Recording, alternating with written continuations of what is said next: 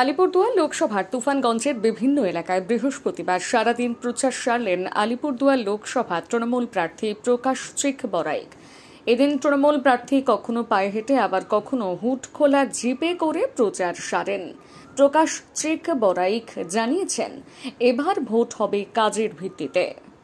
কয়েকদিন আগে তুফান আসলো, আলিপুরদুয়ার 1 নম্বর ব্লকের তাপসিঘাটা, চকুয়া আকৃতি এবং কুমারগ্রাম ব্লকে কুমারগ্রাম জিপি, এনকেস এবং চেংমারি, এই 3-4 জায়গা যেভাবে ঝড় এবং শিলাবৃষ্টি হয়েছে, 3 জায়গা যে ঝড় এবং শিলাবৃষ্টি হয়েছে, ঝড় এবং শিলাবৃষ্টিতে অনেক মানুষ ক্ষয়ক্ষতি হয়েছে।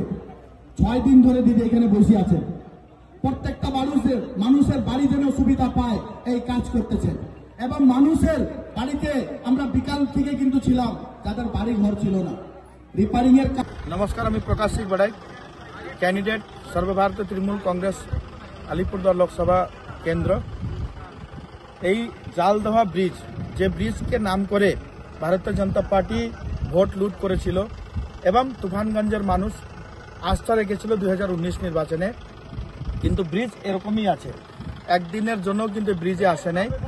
আমি কথা দিয়ে গেলাম, আমি বক্তব্যতেই বলতেছি এবং কথা দিয়ে যাই যে এই ব্রিজ কিন্তু জিতার পরেই কিন্তু ব্রিজ হবে, আমি কথা দিয়ে গেলাম। এবং এই এলাকাতে মানুষ যেন উপকৃত হয় তার জন্য যেখানে যেখানে দরকার আছে সেখানে আমরা যাব এবং এই ব্রিজ কিন্তু আমরা করব। আমি সবাইকে নতমস্তকে ধন্যবাদ জ্ঞাপন করি। এই ভোট ডেভেলপমেন্টের নামে ভোট হোক, কাজের ভিত্তিকে ভোট হোক। কেন 2026 নির্বাচনে আরো নির্বাচন আছে, তারপরে আবার 5 বছরের পরে পার্লামেন্টে ইলেকশন আছে, সেই সময় আমাদেরকে কথা বলতে লাগবে। আমি কথা দিয়ে গেলাম এবং রাজ্যের মাননীয় মুখ্যমন্ত্রী প্রত্যেকটা কাজ কিন্তু বাংলার মধ্যে করেছেন।